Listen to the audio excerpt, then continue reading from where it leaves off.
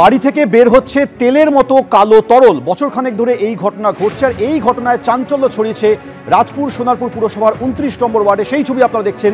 একটি বাড়ি থেকে তেলের মতো কালো তরল বেরোনোর পর চাঞ্চল্য ছড়িয়েছে।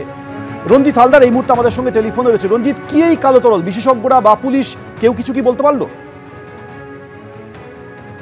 এই বিষয়টা কিন্তু যাদবপুর ইউনিভার্সিটির সংশ্লিষ্ট বিষয় দপ্তরকে জানানো হয়েছে এবং ওএনজিসিকেও জানানো হয়েছে, এবং ইতিমধ্যে এই বিষয়টা জানতে পেরে রাজপুর সোনারপুর পুরসভার পক্ষ থেকে একটি প্রতিনিধি দল তারা এই বাড়িতে এসে ভিজিটও করেছে। কিন্তু এই যে তেলের মতো দেখতে কালো যে জিনিসটা, সেটা কি, সেটা কিন্তু এখনো পর্যন্ত পরিষ্কার নয়, সেটা কিন্তু দাহ্য নয়। পরিবারের তরফ থেকে যেটা জানানো হচ্ছে যে বেশ কিছুদিন আগে বাড়ির রং করার পরে থেকেই কিন্তু এই জিনিসটা প্রথম বের হতে দেখা যায়। তারপরে যত দিন যায় সেটা কিন্তু আস্তে আস্তে বাড়তে থাকে। এই ঘটনার পরে থেকেই কিন্তু তারা রীতিমতো আতঙ্কে রয়েছে। তারা যেটা মনে করছে যে খনিজ পদার্থ কিছু বাড়ির দেওয়াল থেকে বাইরে বের হচ্ছে, এমনটাও কিন্তু তারা মনে করছে। তবে বিষয়টা পুরোপুরি পরিষ্কারভাবে ওএনজিসির যে প্রতিনিধি দলকে জানানো হয়েছে এবং যাদবপুরের বিশেষ যে ইউনিট এই বিষয়টা নিয়ে কাজ করে, তারা আসবে, দুদিন পরেই আসবে এমনটাই জানা যাচ্ছে। আসার পরে তারা নমুনা সংগ্রহ করবে এবং এই জিনিসটা কি সেটা কিন্তু তারপরেই পরিষ্কার হবে। রঞ্জিত, তোমাকে ধন্যবাদ। ওএনজিসি, যাদবপুর বিশ্ববিদ্যালয়ের আইআইপিসি বিভাগ এবং রাজপুর সোনারপুর পুরসভা ও নরেন্দ্রপুর থানায় এ বিষয়ে লিখিত অভিযোগ দায়ের হয়েছে। সমস্যা দেখা যাচ্ছে কি একটা কালো বার্নের মতন হচ্ছে, এটা কি থেকে হচ্ছে আমরা বুঝতে পারছি না। কালকে মিউনিসিপ্যালিটির লোক এসেছিল, তারাও দেখে গেছে। সমস্যাটা হচ্ছে কালি হয়ে চারিদিকে কালি হয়ে যাচ্ছে, সমস্যা আর কি। পরে বেশি কিছু হলে ভেঙে না পড়ে আর কি। পৌরসভার পক্ষ থেকে আমাদের ইঞ্জিনিয়াররা সেখানে এসেছিলেন, তদন্ত করেছি। আমার তদন্ত করে দেখলাম যে বিষয়টা খুবই স্পর্শকাতর, এবং সেই কারণে আমরা ওই যাদবপুরের জিওলজিক্যালের ডিপার্টমেন্টে আমরা পাঠিয়েছি, বড় একটা খবরটা দিয়েছিলাম। তা ওরা বলেছেন আগামী মঙ্গলবার আসবেন সেটা দেখার জন্য। আমরা আশা করবো বিষয়টাকে আমরা সমাধান করতে পারবো। চলে আসছি পরের খবরে। ভারত বাংলাদেশ সম্পর্কের টানাপোড়েনের মধ্যেই কাল দুদেশে আটক মৎস্যজীবীদের আদান প্রদান হবে। বাংলাদেশ থেকে ভারতে ফিরছেন 95 জন মৎস্যজীবী, ভারত থেকে বাংলাদেশে ফিরবেন 90 জন মৎস্যজীবী। বিস্তারিত জানবো, আমাদের প্রতিনিধি গৌতম মণ্ডল এই বিষয়ে জানাবে। গৌতম, এই আদান প্রদান নিয়ে আর কি তথ্য রয়েছে?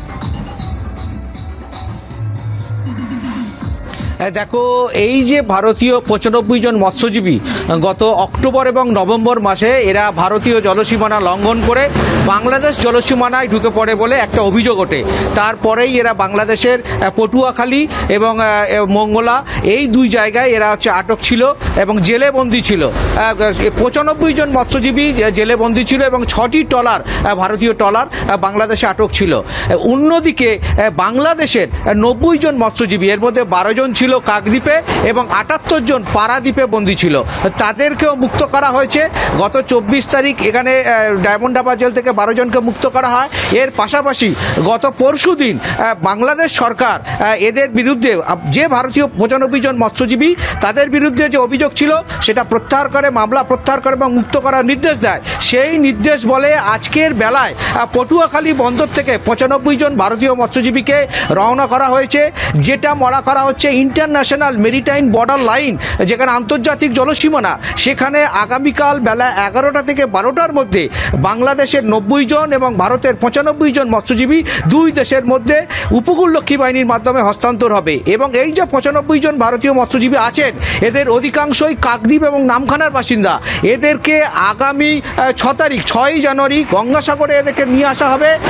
গঙ্গাসাগরে আসছেন মুখ্যমন্ত্রী মমতা বন্দ্যোপাধ্যায়, তিনি 6 তারিখ গঙ্গাসাগর পৌঁছবেন। প্রশাসন সূত্রে আমরা যেটা জানতে পাচ্ছি, আগামী 6 তারিখ তাদেরকে গঙ্গাসাগরে নিয়ে আসা হবে। কার্যত বলা চলে ভারত এবং বাংলাদেশের মধ্যে এই যে টানাপোড়েন চলছে বর্তমান পরিস্থিতিতে, তারই মাঝে দাঁড়িয়ে দুই দেশের এই যে মৎস্যজীবীদের মধ্যে বন্দি বিনিময় বা প্রত্যাবর্তন আগামীকাল হতে চলেছে। এর ফলে স্বস্তির নিঃশ্বাস এইখানকার যে ভারতীয় মৎস্যজীবীরা রয়েছে, কাকদ্বীপ এবং নামখানা মৎস্যজীবী পরিবারে কার্যত স্বস্তির নিঃশ্বাস তাদের মধ্যে। ধন্যবাদ গৌতম।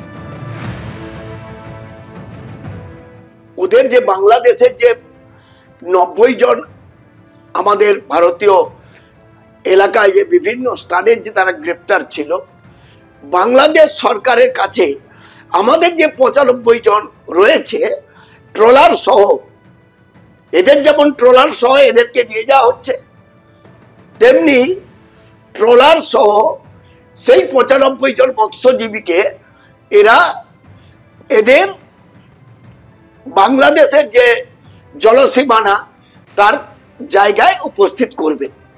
করার পর আগামীকাল এদের মধ্যে লেনদেন হয়ে যাবে দুই দেশে।